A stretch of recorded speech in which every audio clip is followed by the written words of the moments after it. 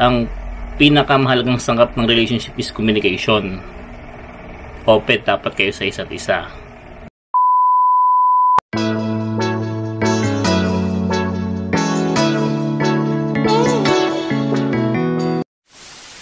So magandang araw sa lahat ng mga nanonood sa channel ko, sa Kuya Dens.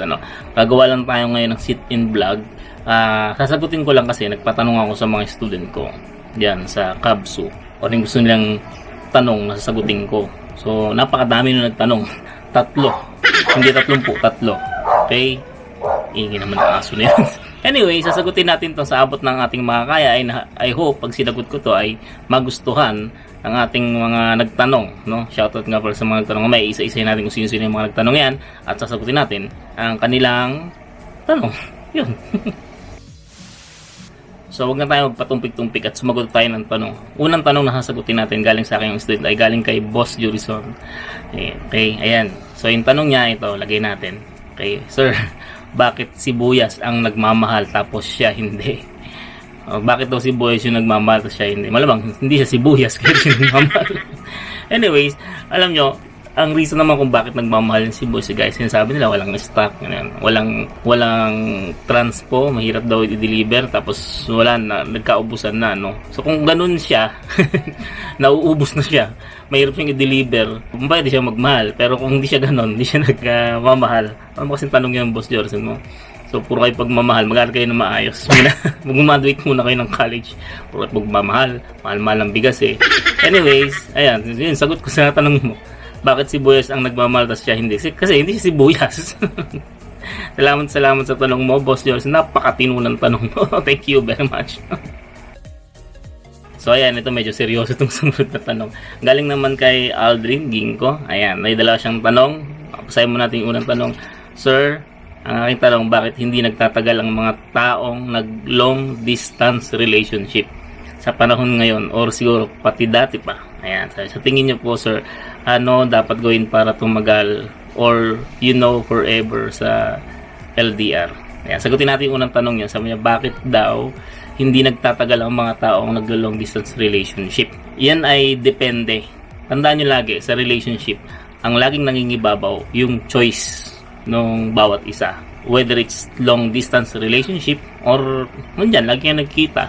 Kasi tingnan nyo naman, kahit naman nandyan palagi, yung tipong hindi mo na mapaghiwalay sa mga tunay na buhay or hindi mo na mapaghiwalay, talagang lagi silang magkasama, naghihiwalay pa rin. So anong doon? Ano ang nagiging point of doon? Yung choice nila magtagal sa isa't isa, yung choice nilang piliin lagi ang isa't isa. Kaya lang siguro marami sa mga long distance relationship ang hindi nagpa-prosper or hindi sila nagkakatuluyan kasi kailangan kasi sa relationship yung presence ng isa't isa, not just the digital communication, but of course yung nagkikita sila physically, kasi iba yun, ibang recipe yun ng relasyon pag nagkikita. Pero halimbawa kung they choose to have that kind of relationship and nagdadagdag sila ng pagtitiis, LDR, kasi sa totoo lang kami ni wifey, nag-start kami sa LDR. Nandito ako sa Laguna, nasa Makati siya kasi lockdown, hindi pwedeng palabas-labas ng mga tao. Ilang beses lang kami nagkikita before until such time na nag-decide kami na ayun na, be together to each other. It's a choice. Hindi yan sa sitwasyon lang. Pero siguro dahil nagpapalala lang doon sa nagiging choice nila na hindi magtagal, is that yung wala kasing physical na nakikita sila. Okay? But meron naman ako mga kilalang mga tao. Magtatagal naman sila sa LDR. Diba? May mga pamilya naman na nag-abroad. Yung tatay. Or yung iba, kilala ko. 3 years relationship nila. LDR. And then, nagiging sila kakatuluyan. It's a matter of choice pa rin talaga, kung pipiliin mo siya araw-araw, sabi nga ng kanta, katiba na yung Moira yun, or sometimes kasi yung LDR na yun may napapalaman, ibang reason kung bakit hindi tumatagal is may third party. Kasi syempre may mas malapit. Ako kasi nabiktima ako ng ganun dati, LDR, tapos may mas malapit, pinagpalit sa mas malapit, kailangan mamasahe, diba? Yun. Para sa pangalawang tanong naman ni Aldrin. So, ang sabi niya, sa tingin niyo po, sir, ano ang dapat gawin para tumagal? or forever sa LDR. Yun na nga, example ko, kami, ng wife ko, nag-start kami sa LDR. Ilang months na ganon. Di na namin pinatagal na years kasi pareho na kaming nasa 30 plus eh. So, pag ganon na ang edad na nagrerelasyon, wala nang paligoy-ligoy pa. So, let's decide, ganon. Pero kung sa tingin mo, sir, dapat gawin para tumagal? First, choice. Dapat pareho yung choice na kayo sa isa't isa habang naka-LDR. Yun lang naman yung pinaka dun eh. And then, lagi nyong titingnan yung aim ninyo. Ano ba ang gusto nyong marating sa dulo? Kayo ba magkakatuluyan? Ganun. Kasi talagang hindi may iwasang rason kung bakit magkakaroon ng LDR. Diba? Magkatrabaho or talagang doon siya na nakalocate. Kung naman, malayo. Nagkakilala lang kayo sa social media. Uso kasi yan ngayon, nagkakakilala sa social media. O kaya naman, yung mga nakakilala ng APAM sa ibang bansa, dito sa Pilipinas, LDR yun. So, it's a matter of choice. Lagi, piliin. Pag isa sa inyo nag-decide na hindi ka piliin, yun yung delikado. So, better pag may mas maraming time dapat with communication, digital communication. Mabuti nga ngayon, madali na ang communication kasi we have the video call, messenger. So, siguro dapat mag-update. Kahit sabihin natin medyo corny, lagi na lang kayo magka-chat, lagi na lang kayo magka-video call, okay lang yun. Kasi it's a part of the relationship na merong communication. Mamamatay ang relasyon kung walang constant communication. Pero na lang kung alam nyo pareho sa isa't isa, may ginagawa kayo, of course, yun. Alam nyo na gawin ko muna to, tapos balikan kita. Okay? Pag-intindi, isa pa yun. Intindihin mo yung sitwasyon mo. Wag mong laging isa sa laksak sa isip mo.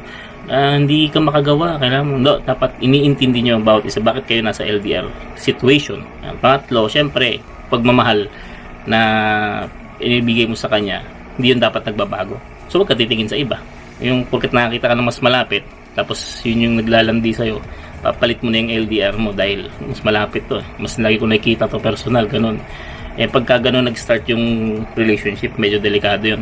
Tandaan nyo, yung relationship na nag-i-start sa maling paraan, hindi rin yung nagtatagal. Kung iniwan nga niya yung tunay ng minahal para sa'yo dahil ikaw yung malapit, good luck kung tatagal nga. Do you know what? Parang sa mag-asawa lang pagka yung tunay na asawa nga iniwan may anak o ganun, ikaw pa kaya mag-stay na kabit? I don't think so. Ganun lang siguro ang gawin. Una, choice. Ayan. Tapos yung time, communication sa isa't isa. Ayan. And then yung pagmamahal, laging mag-stay. Okay? Decision po rin naman yan kung i-stay sa relation o hindi. I hope nasagot ko yung tanong ni Aldrin. Tagal ko palang sinasagot yun. Okay? And then last question na meron tayo dito sa ating page galing kay Jasen. Yan, one of the great student. Yan, shout out sa inyong tatlong nagtanong at shout out din sa'yo. Yan, ang sabi niya, how to maintain a healthy relationship. Yun yung tanong.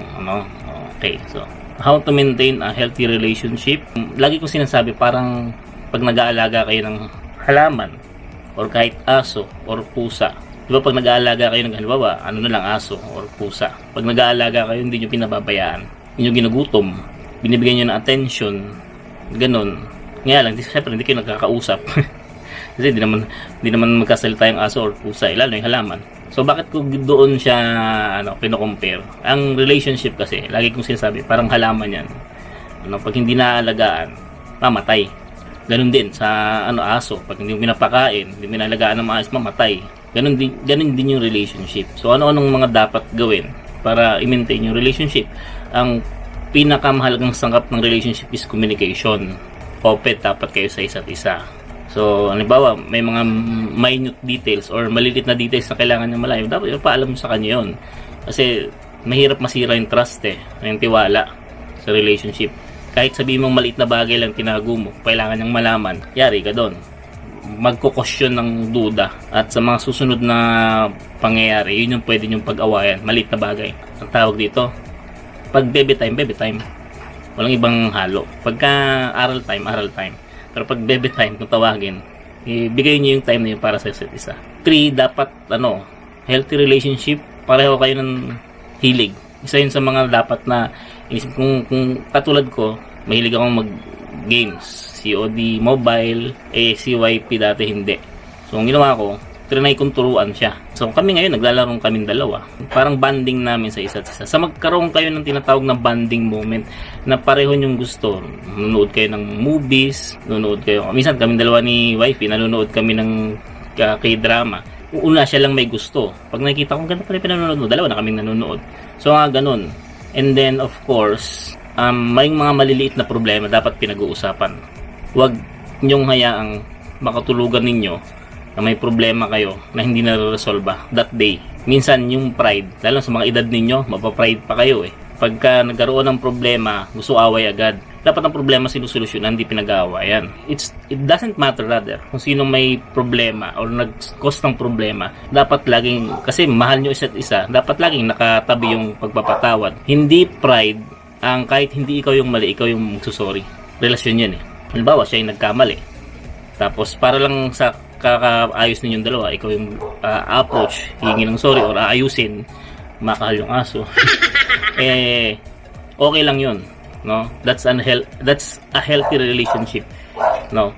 Pero mag-uusapan nyo pa rin yan. May mga nag-exist na problema, pag-uusapan nyo pa rin. Huwag nyo katutulugan. Kahit mag-aaway, hindi naman may iwasan mag-aaway sa relationship, pero huwag ninyo siyang magiging ano, kasi lalaki yun eh. Parang lamad siya, tapos sabang hindi nyo sinusolusyonan, lalaki yun. So, ganun lang. At laging mag-uusap ng maayos. At saka makiramdam ka sa feelings ng partner mo. Kung kasi may mga moment na nagbibroan kayo, di ba? Minsan pala, hindi niya trip makipagbroan kasi masama pakiramdam niya or bad trip siya. Dapat marunong kang makiramdam doon. Both sides, babae, lalaki. Hindi lang babae, hindi lang lalaki. Dapat parehas.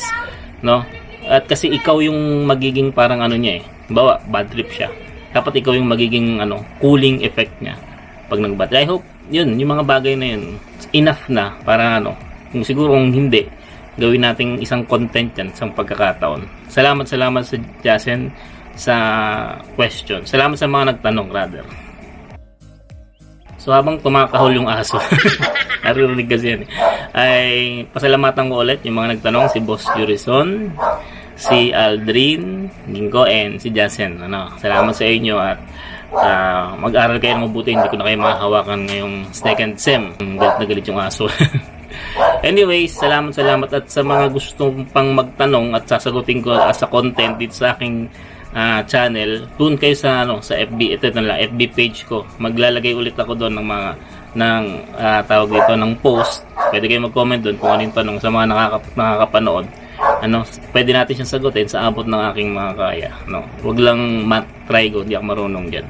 Salamat at you know the drill. Like our videos, share. At sa mga hindi pa nakasubscribe, pa-subscribe na lang at narating na natin yung milestone sa loob ng tamang-tama, mag-aapat na taon ng channel natin.